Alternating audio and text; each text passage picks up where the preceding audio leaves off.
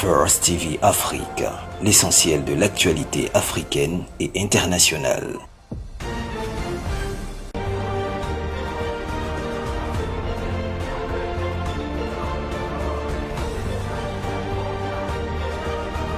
First TV Afrique, l'essentiel de l'actualité africaine et internationale.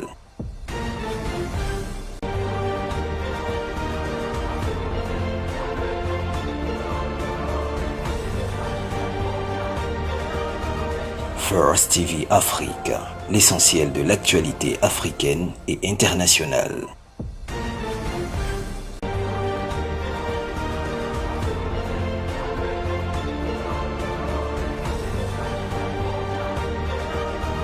First TV Afrique, l'essentiel de l'actualité africaine et internationale.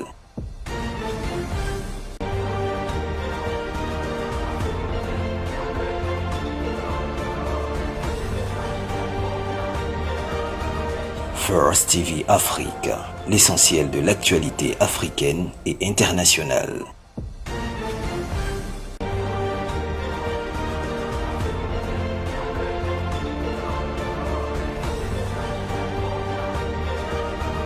First TV Afrique, l'essentiel de l'actualité africaine et internationale.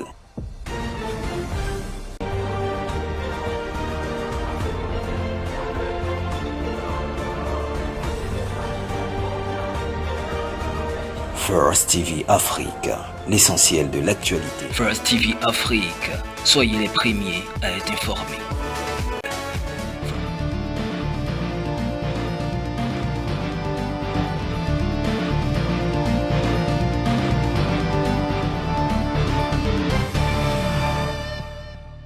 Bonjour à tous et bienvenue sur First TV Africa. Vous suivez l'invité de la semaine et aujourd'hui nous recevons sur ce plateau M. Yann Amon Moularé, entrepreneur et directeur général de RAD Immobilier, fondateur aussi des éditions Réa, qui est une maison d'édition. Il vient pour nous présenter son tout premier ouvrage nommé Entrez et prenez. Je vous présente l'ouvrage. C'est un ouvrage qui traite de l'entrepreneuriat et qui donne des conseils et stratégies pour tous ceux qui désirent entreprendre. Alors, monsieur Yann, bonjour. Bonjour. Comment allez-vous? Ça va très bien. D'entrée de jeu, la question que je vais vous poser, c'est de savoir comment est-ce que vous êtes venu l'idée d'écrire un livre? Parce que tous les entrepreneurs ne sont pas forcément écrivains et tout. Donc, comment est venue l'idée d'écrire ce livre? C'est vrai que je suis entrepreneur depuis quelques années, mais avant d'être entrepreneur, j'avoue que j'ai toujours été quelqu'un de très passionné par la lecture. Donc, avant d'être écrivain, j'ai été d'abord un lecteur, un grand lecteur, et je pense que j'ai toujours eu à cœur d'écrire. J'ai déjà, il y a 5-6 ans, essayé d'écrire un tout premier livre, et je pense que l'idée m'est venue d'écrire ce livre dans l'entrepreneuriat parce que je me suis rendu compte qu'il fallait que ces notions, il fallait que cette façon d'entreprendre, il fallait que cette approche de l'entrepreneuriat-là soit mise en livre pour que cela soit disponible pour des lecteurs. Ça me rappelle, vous avez dit une phrase tout à l'heure, que vous êtes un passionné de la lecture. Ça me rappelle disons une phrase qu'un homme de Dieu qui a écrit un livre, un homme de Dieu ghanéen, en personne de Bishop Dag, il a dit dans son ouvrage sur le leadership que quelqu'un qui ne lit pas ou qui n'aime pas la lecture ne peut pas être un leader. Est-ce que c'est vrai? Effectivement, je me rends compte que c'est vrai. C'est très vrai, même, j'ai envie de dire. Effectivement, on dit souvent que les Africains n'aiment pas lire. Déjà, moi, j'aime pas accepter cette réalité. Et je suis vraiment rentré dans le monde d'édition justement pour pouvoir aider à corriger ça. Moi, je crois fermement que l'Africain aime lire, mais l'Africain a été très habitué à ce qu'on appelle la tradition orale. Donc, profondément, l'Afrique, c'est vraiment la tradition orale. Donc, je pense que pour les écrivains, pour ceux qui écrivent et qui veulent écrire en Afrique, il faut tenir compte de cette petite notion. Comment passer de l'écrit, comment apprendre à raconter, comment apprendre à faire parler les écrits pour les adapter aux Africains. Voilà un peu. Mais je me rends vraiment compte que le leadership est très lié avec la capacité de lire. Je pense que durant l'année dernière, j'ai dû lire au moins, pas moins de 50 livres. Wow. Ouais. Et je pense que lire me permet de me cultiver, d'apprendre beaucoup de choses que je ne connais pas. Ça me permet de, on va dire, oui, ça ouvre l'esprit, ça permet d'être en contact avec d'autres choses que vous n'avez peut-être pas déjà apprises. Il faut dire que moi aussi, je suis un grand lecteur, hein, j'aime beaucoup lire. Alors, monsieur Yann, Oui. pourquoi ce titre « Entrez et prenez » Parce que ça sort un peu de l'ordinaire. Vous avez décortiqué le mot « entreprendre »,« entreprenez ». Effectivement, je veux dire que ce titre-là m'est venu il y a plusieurs années. Je pense que j'en parle un peu dans l'introduction du livre. J'aidais à l'époque un ami à mettre en place son entreprise. Et pendant que je réfléchissais, je l'accompagnais dans cette aventure, j'ai eu comme ça, dans mon esprit, je peux dire que mon esprit s'est ouvert comme ça sur le mot « entreprendre ». Et je le dis que le mot « entreprendre », il est divisé en deux mots que nous connaissons. Il y a « entre » et puis il y a « prendre ». Ça m'a permis de comprendre que c'est une mentalité. Effectivement, avant cette façon de voir l'entrepreneuriat, j'entreprenais comme certaines personnes le font. Aujourd'hui, il faut dire qu'en moyenne, hein, au moins 4 entreprises qui naissent sur 5 vont fermer avant la 3e ou la 5e année. Donc, je pense que c'est parce qu'on ne comprend pas bien le mot « entreprendre » que l'on entreprend si mal. Je disais comme ça récemment, la semaine passée, en général, en Côte d'Ivoire, les personnes qui construisent les immeubles, on a tendance à les appeler les entrepreneurs. C'est un mot qui est utilisé comme ça. Les personnes qui construisent, vous les approchez, vous avez un projet, vous voulez construire votre maison. En Côte d'Ivoire, on les appelle en général les entrepreneurs. Donc, c'est un type d'entrepreneur, mais c'est loin de la pensée même du mot entreprendre. Donc, j'ai voulu vraiment, par ce titre, faire transparaître cette mentalité, cette façon d'entreprendre qui va nous permettre de définir, sinon de redéfinir aujourd'hui ce qu'est l'entrepreneuriat. Voilà un peu le titre. Il faut dire que, et j'insiste là-dessus, tout le volume porte le même nom. Donc, le nom, aujourd'hui, celui que je tiens dans la main, c'est « Entrez et prenez » volume 1, « Vaincre ». Comment vaincre les barrières, ça ce n'est que le titre du volume 1. Le volume 2 s'appelle toujours « Entrez et prenez ». Le volume 3 s'appelle aussi « Entrez et prenez ». Donc, c'est vraiment 3 livres. Ce premier, c'est juste, on va dire, une introduction. Ça parle plus, on va dire, à l'état intérieur. Il est fait un peu pour booster, pour parler un peu de certaines choses. Le deuxième livre, par exemple, il est très technique parce qu'à la base, je suis financier. Donc, le deuxième livre, je suis en même temps financier, je suis aussi gestionnaire de projet. Donc, dans le volume 2, il est assez technique, assez pratique. Et le volume 3, on en parlera peut-être vers la fin. Donc, voilà un peu ce titre, Entrez et prenez, c'est vraiment pour... On va dire, c'est un peu accrocheur, mais c'est pour vraiment traduire un état d'esprit que devraient avoir la plupart des entrepreneurs actuels ou les futurs entrepreneurs. On peut dire en fait qu'avant de se lancer, disons, dans l'entrepreneuriat, voilà, d'entreprendre un projet, il faut avoir un bon état d'esprit, il faut être dans les... Exactement. Voilà, j'en donner des conditions mentales. Exactement. Qui propice, je peux m'exprimer ainsi. Voilà. Dans le premier chapitre, vous parlez de vaincre la barrière de la peur. Oui. La peur, est-ce que la peur peut stopper un potentiel entrepreneur? Parce qu'on peut lire déjà à la page 20, oui, où vous dites, si vous voulez entreprendre, vous devez vous immuniser de la peur d'échouer, de la peur de réussir. Oui. Est-ce que vous pouvez nous en dire plus? Ok. Je vous assure que pour avoir rencontré, pour avoir échangé, pour avoir accompagné beaucoup d'entrepreneurs, je me suis rendu compte que l'obstacle le plus grand à l'entrepreneuriat reste la peur. Je vous assure qu'il y a plusieurs personnes qui ont l'idée, qui ont l'envie de mettre en place une entreprise, une petite structure, toutes ces choses-là, mais la plupart ne vont jamais faire le pas à cause d'une seule chose qui reste la peur. La peur de plusieurs choses, mais vraiment la peur, j'ai commencé le chapitre 1 par cela parce que la peur est le plus grand obstacle à l'entrepreneuriat. La peur. La peur. Et dans le chapitre 1, je parle un peu de certaines peurs. Certaines peurs sont fondées, plusieurs ne le sont pas, mais vraiment la peur dans son ensemble reste vraiment ce qui freine la plupart des porteurs de projets à vraiment entreprendre. C'est la peur.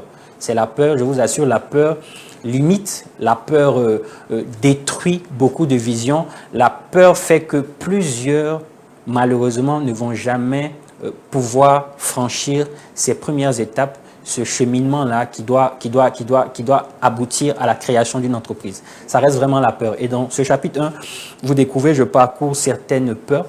Et voilà.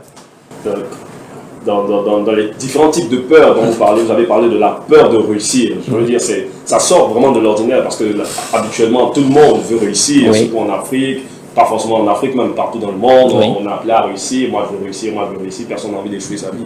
Comment est-ce que c'est possible d'avoir peur de réussir? Effectivement, j'en parle dans le livre. Vous serez assez surpris, mais je vous assure que beaucoup de personnes ont peur de réussir. Je dis comme ça dans le livre, je cite une histoire qui me concerne moi-même.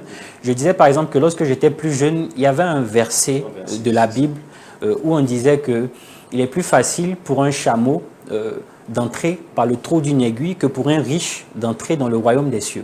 Donc moi, je me disais, l'interprétation que j'avais à l'époque de ce passage me donnait de comprendre que si je devenais riche, je risquais de ne jamais rentrer au ciel, au paradis.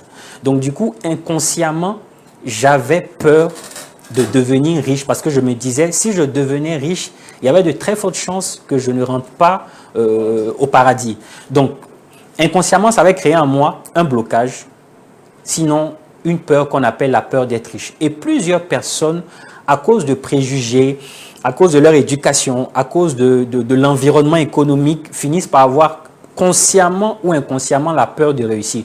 Je cite d'autres exemples. Par exemple, il y a certains pays aujourd'hui où, récemment, je regardais l'une des sorties du président Macron en France, il n'y a pas très longtemps, où il essayait de parler. Il avait fait sortir une phrase qui avait été mal reprise dans la presse où il parlait des derniers de cordée. En fait, il essayait de faire comprendre qu'il fallait faire attention à ne pas trop mettre le doigt sur les riches, au point où on a l'impression que être riche, c'est être méchant, de sorte à ce que les personnes aient la phobie d'être riches ou que les riches finissent par se cacher ou on parle souvent d'évasion fiscale. Plusieurs personnes, lorsqu'elles sont riches ou atteignent un certain niveau, à cause de la pression fiscale ou du fait que dans leur pays, la richesse est mal vue, finissent par devoir partir ailleurs. Donc effectivement, consciemment ou inconsciemment, dans plusieurs zones, il y a des personnes qui ont peur de réussir. Je parle encore par exemple en Afrique, à cause de la sorcellerie. Vous allez voir comme ça, dans certaines régions, des gens ont peur même de partir dans leur village. Inconsciemment, il y a des personnes qui finissent par se retrouver à avoir peur même d'envisager devenir un jour un grand cadre. Parce qu'ils se disent, si je réussis, je risque de devenir la cible des sorciers. Donc, il y a plusieurs aspects comme ça, de par le monde, qui font que plusieurs, et j'insiste, consciemment ou inconsciemment, finissent par avoir peur de réussir. Donc, effectivement, il faut pas prendre à la légère la peur de réussir. Si elle est en vous, qu'elle soit latente ou non, elle risque de vous rattraper plus tard. Donc, il faut traiter, et je parle d'immuniser parce que la peur, c'est un peu comme, j'ai envie de dire, un virus. C'est un peu comme une maladie et qui se traite, et je l'explique dans le livre, par le principe du vaccin. C'est un peu comme, on va dire, le vaccin de la grippe. On va vous injecter, on va dire, la grippe en petite dose pour que votre système réagisse et développe en vous l'immunité contre la grippe. C'est la même chose. Il faut vaincre la peur. J'en parle, la peur de l'échec comme la peur de la réussite. Ça passe par le même principe. Donc, je vous encourage à prendre le livre. Dans le chapitre 1, vraiment, j'essaie de développer sans trop m'étaler sur le principe de la peur de la réussite.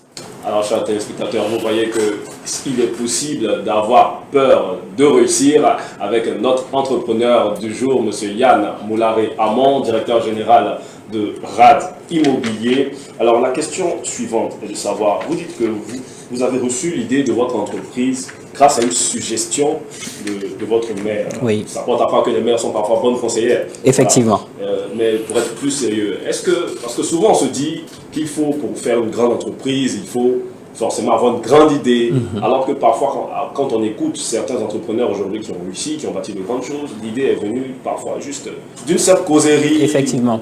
Un simple constat fait au détour d'un carrefour, paf, l'idée est née.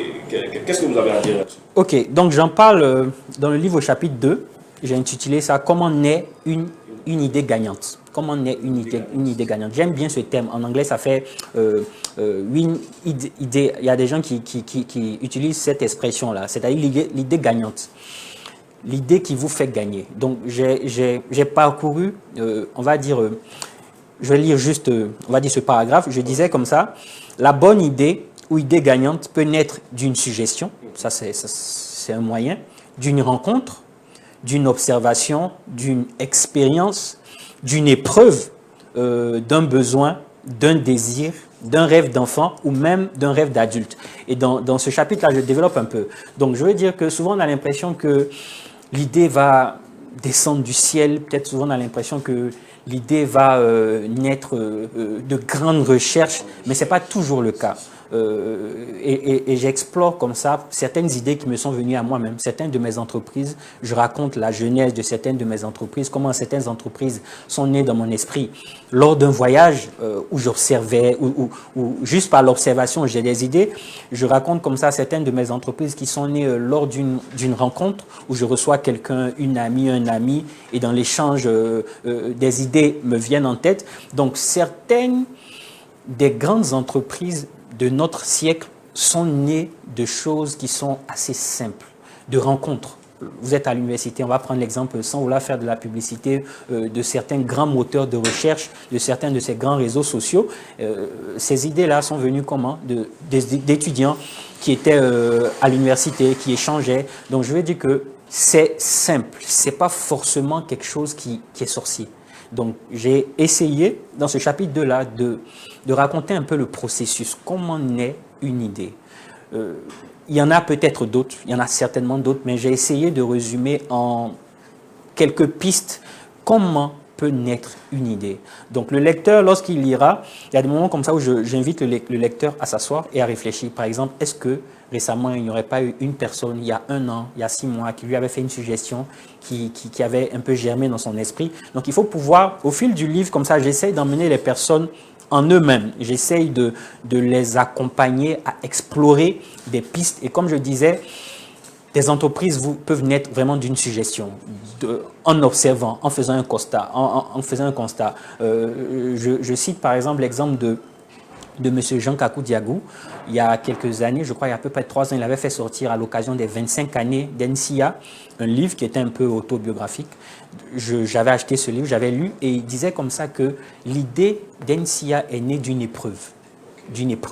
Donc j'en parle comme ça, des idées qui naissent d'une épreuve. Souvent vous pouvez traverser une épreuve, un licenciement, un drame, vous perdez un parent, dans des situations dramatiques, vous vous rendez compte que c'est peut-être parce qu'il n'avait pas telle chose, parce qu'il manquait telle chose, et vous avez l'idée de pouvoir travailler à corriger ce problème. Donc voilà comment naissent les idées. Et dans le chapitre 2, j'ai vraiment essayé d'aborder le processus de la naissance d'une grande idée.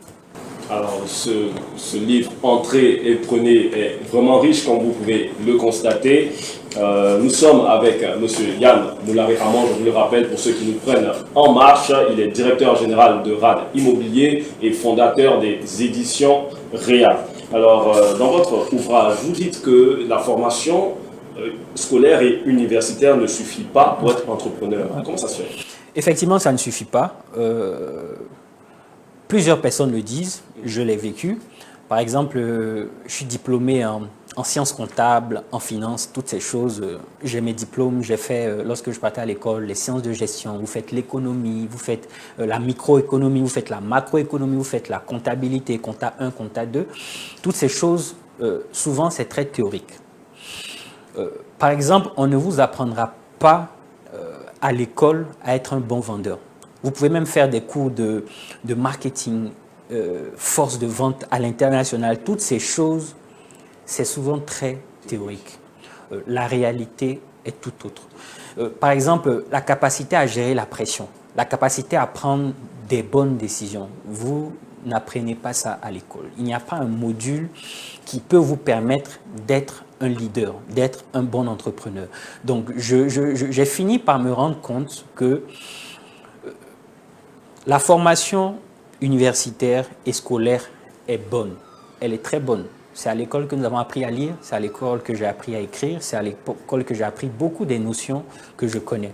Mais je me suis rendu compte que certaines de ces notions ont été insuffisantes face à mon quotidien d'entrepreneur. C'est pour cela que j'insiste pour dire que ça ne suffit pas. Vous ne pouvez pas sortir de l'école avec des diplômes et forcément réussir dans l'entrepreneuriat. Ce n'est pas lié.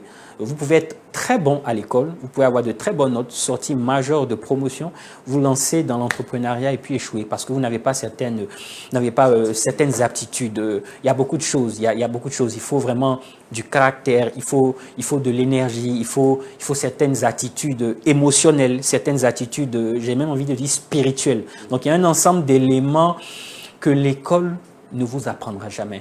Et j'ai lu il y a quelques années aussi l'auteur Père riche, Père pauvre, le célèbre auteur, et il disait des choses similaires. À l'époque, je ne comprenais pas suffisamment, mais aujourd'hui, avec du recul, je me rends compte qu'effectivement, on ne va pas aller jusqu'à déconseiller aux uns aux autres d'aller à l'école, de faire de bonnes études, mais je vous assure que cela ne suffit pas. Il y a d'autres choses que vous allez devoir apprendre, j'ai envie de dire, à l'école de la rue, à l'école des affaires, à l'école, j'ai envie de dire, de la réalité. Il y a des choses que vous allez devoir apprendre avec des mentors qui vont vous permettre de gagner beaucoup de temps parce qu'ils seront déjà passés par là. Donc, pour finir, et vous comprendrez un peu pourquoi je le dis en lisant le livre, j'en parle un peu.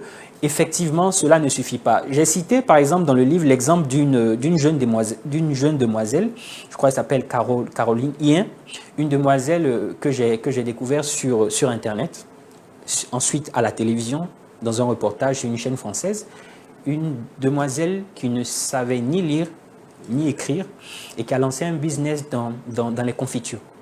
Aujourd'hui, son entreprise, ses produits sont vendus dans les supermarchés. Elle est passée sur, je crois, France 2 ou France 3 pour dire que quelqu'un qui ne savait ni lire ni écrire a pu réussir dans l'entrepreneuriat. Je cite par exemple l'exemple d'un grand monsieur qui nous a quittés, monsieur Nsikan, qui était le fondateur des entreprises UTB. C'est un monsieur qui n'est pas parti à l'école, qui n'a pas appris ni lire. Mais il a réussi à bâtir un empire. Grosse compagnie de transport. Pour dire que pour ceux qui n'ont pas eu la chance d'aller à l'école, pour ceux qui ont peut-être un niveau CM2, qui ont peut-être un niveau, je dirais même CE1, qui n'ont pas eu de master, de baccalauréat, il est possible justement par l'entrepreneuriat. Là où, par exemple, le fait que vous n'ayez pas des diplômes ne vous aurait pas permis d'avoir une carrière professionnelle parce que vous n'avez pas les diplômes requis, par l'entrepreneuriat, vous pouvez finir par bâtir votre empire. Je peux même citer à l'international des personnes comme ça qui ont bâti des grandes entreprises aux États-Unis qui n'avaient pas, qui ont vite quitté l'école et qui ont bâti des multinationales et après, ils ont pu embaucher des comptables, ils ont pu embaucher des avocats, ils ont pu embaucher des personnes qui ont appris ce qu'on apprend à l'école pour les aider à bâtir leur compagnie. Pour dire que ça ne suffit pas. Et ça ne devrait pas être un handicap pour des personnes qui n'ont pas réussi dans le système scolaire. Au contraire, même, l'entrepreneuriat reste la porte, sinon une porte de sortie pour les personnes qui n'auront pas eu la chance, j'ai envie de dire, dans le système conventionnel. Ça me rappelle certains entrepreneurs, certains leaders qui disent que pour être entrepreneur, il faut beaucoup plus développer le QE, c'est-à-dire le quotient émotionnel, que le QI. Parce que la vie, par exemple, à l'école, on ne vous enseigne pas comment se relever après une chute fatale. Exactement. Exactement. Comment gérer la pression, Donc, toutes ces choses, effectivement, c'est une vérité. C'est une vérité. Moi, j'aime beaucoup l'école. Comme je dis même dans le livre, mes enfants partiront à l'école le plus loin possible. Mais aujourd'hui, je reste convaincu que le système, la formation actuelle, le système actuel scolaire ne donne pas la possibilité à plusieurs de réaliser ce pourquoi ils sont appelés. Et comme je disais, aujourd'hui, ceux qui, selon ce modèle-là, échouent, très souvent, ils finissent par réussir dans le monde des affaires. Alors, vous avez parlé tout à l'heure de mentoring. Oui. Que lorsqu'on veut entreprendre, il faut avoir des dévanciers, oui. Des mentors qui peuvent nous conduire, nous faire gagner du temps oui. dans le domaine. Est-ce que il faut forcément aujourd'hui, est-ce que, j'ai envie de dire, est-ce que c'est possible d'évoluer sans mentoring aujourd'hui dans le domaine qu'on a choisi? J'ai envie de dire que c'est plus difficile. Le volume 3 d'Entrée et Prenez parle justement beaucoup du mentoring. Le titre, c'est Modèle à imiter. Le titre du volume 3. Je vous le donne en exclusivité. Donc, modèle à imiter. Pour dire que c'est plus simple de réussir lorsqu'on a un mentor que lorsqu'on n'en a pas. C'est une réalité de l'entrepreneuriat. J'invite vraiment les entrepreneurs à s'approcher. C'est même un principe, j'ai envie de dire que c'est un principe divin ou un principe universel. Je veux dire, il y a plusieurs années de cela, lorsqu'on parlait à l'époque du principe d'un maître et de son apprenti. Par exemple, lorsque quelqu'un était, disons, un orfèvre ou quelqu'un était, disons, un sculpteur, en général, il avait autour de lui des apprentis. Et ces apprentis-là, ils étaient à son école et ils allaient recevoir de lui sa technique. Vous pouvez vous lancer de vous-même sans passer par un maître. Mais lorsque vous apprenez à l'école d'un maître, vous réussissez, c'est un peu comme un tremplin.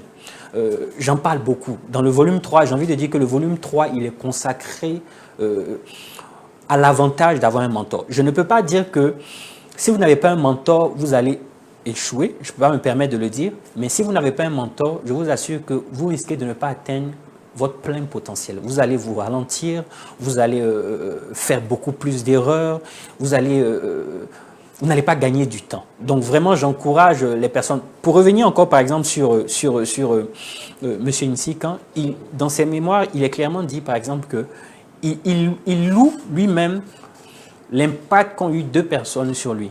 Le premier était son grand frère, qui est un peu celui qui l'a lancé dans les affaires.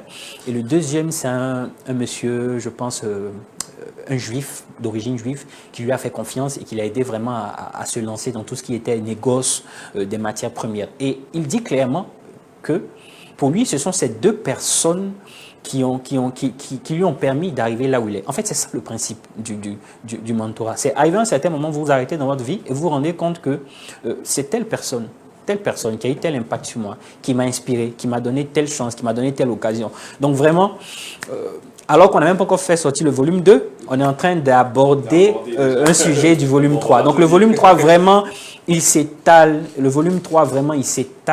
sur le principe du mentoring. Okay. Alors, chers téléspectateurs, nous sommes à la fin de cette émission. La dernière question que nous allons poser à notre orateur du jour, à notre invité du jour, c'est de savoir la question de l'argent. Est-ce que l'argent est aujourd'hui encore un obstacle pour les entrepreneurs? Oui, et beaucoup trop. Beaucoup trop. Je le dis dans le livre, je pense dans le dernier chapitre, je pense que c'est par ce principe-là que j'ai terminé le livre, pour faire comprendre que vous n'avez pas besoin de beaucoup d'argent pour commencer, pour démarrer.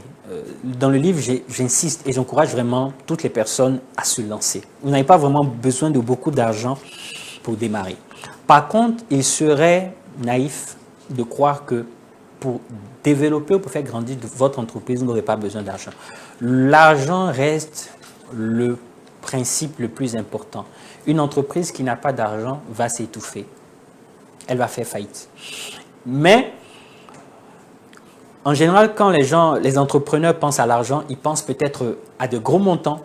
Ils pensent souvent à est-ce qu'ils vont pouvoir emprunter de l'argent ou est-ce qu'ils vont pouvoir avoir les gros financements. Et en général, dans le livre, j'ai essayé de mettre plus l'attention sur votre capacité à vous-même de gagner de l'argent. Je dis souvent que le but d'une entreprise, c'est de vendre. Si aujourd'hui, par exemple, supposons ce livre vient de sortir, il est édité en des milliers d'exemplaires. Supposons que mon entreprise ou l'entreprise qui édite ces livres-là fait face à des difficultés de trésorerie. Elle a besoin d'argent. Elle a besoin, disons, de 2 millions de francs CFA. Elle peut chercher les 2 millions de francs CFA auprès d'une banque. Il y a de très fortes chances que la banque n'accorde pas. Le livre, il est à 6 000 francs CFA. Si vous en vendez 10, vous avez 60 000. Si vous en vendez, disons, 100, vous avez 600 000. Si vous en vendez 1000, vous avez en termes de chiffre d'affaires à peu près 6 millions.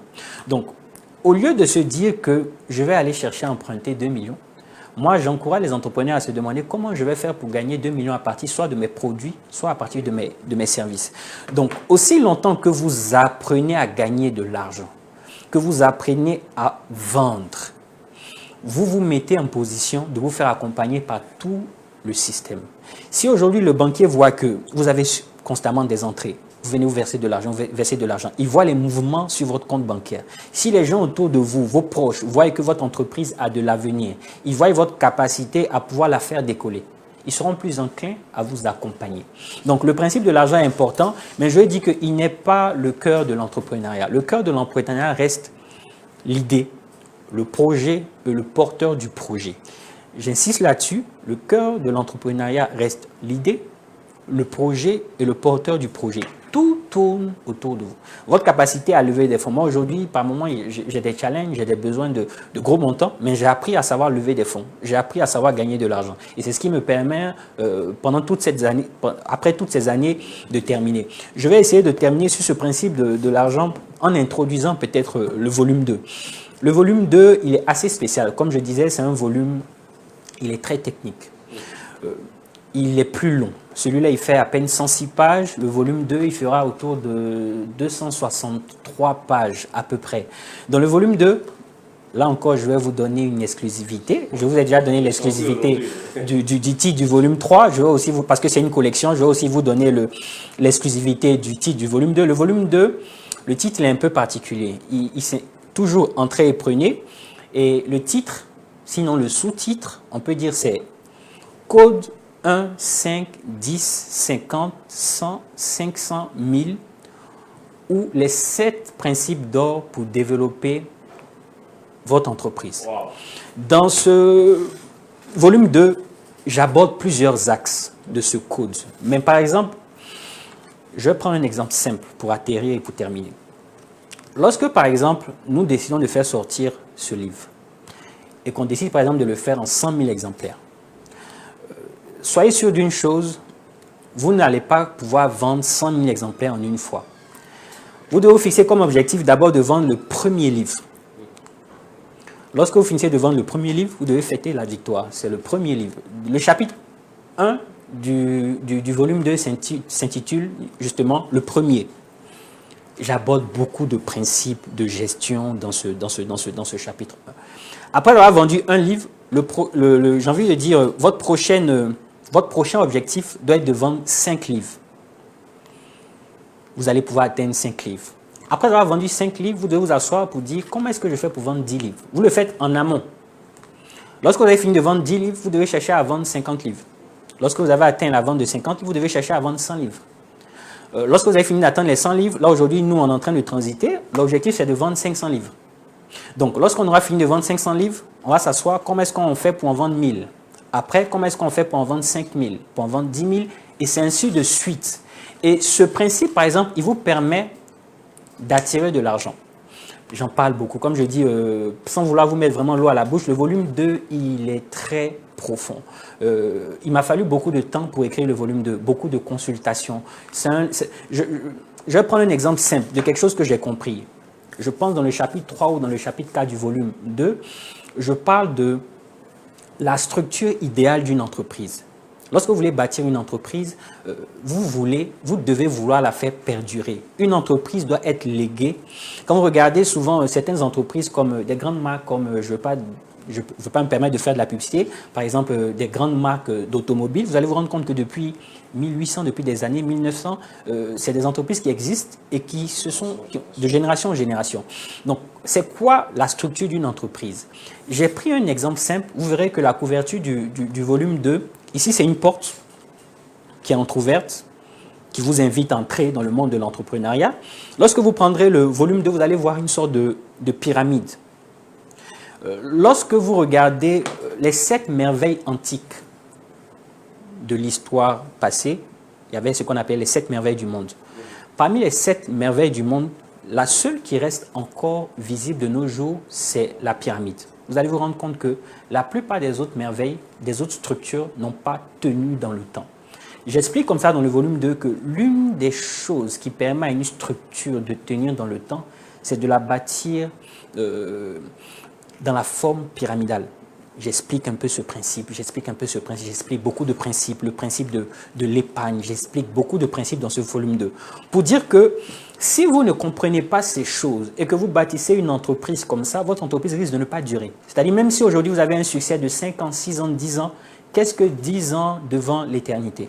Donc, une chose est de bâtir son entreprise, mais j'insiste, c'est de bâtir des entreprises qui vont régler les problèmes et les défis de notre temps, qui va venir contribuer à résorber le taux de chômage en Côte d'Ivoire, qui va devenir être un modèle, qui va devenir être une entreprise qui s'impose. C'est pour cela que je dis que le mot entreprendre, c'est entrer et prenez.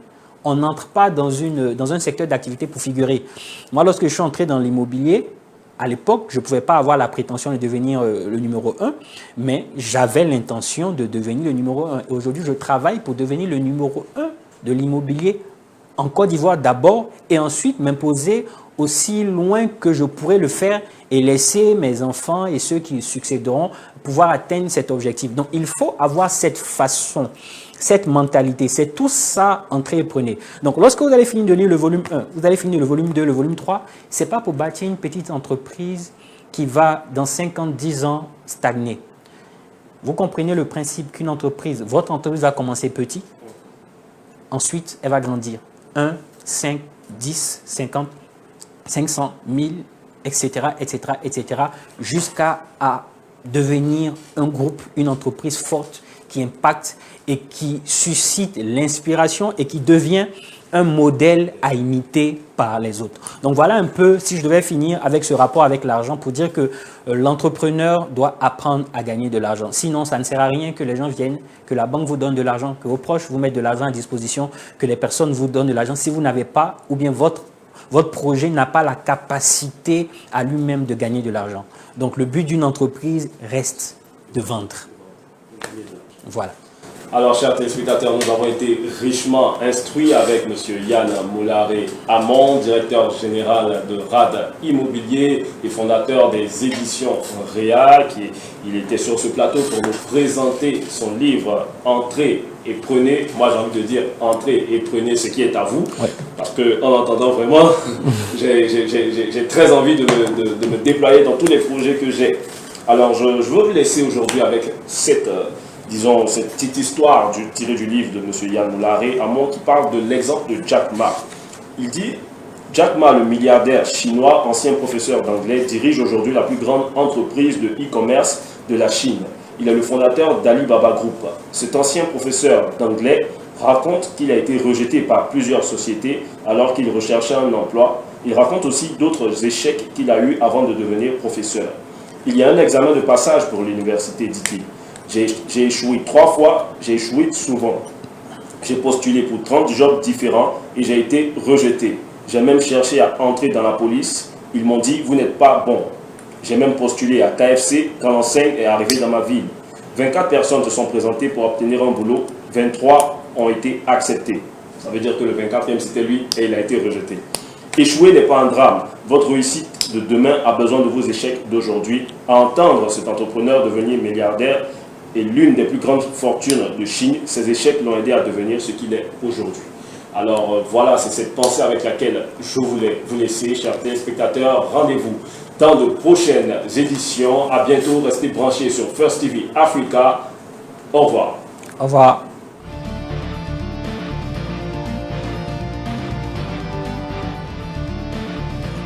Et international.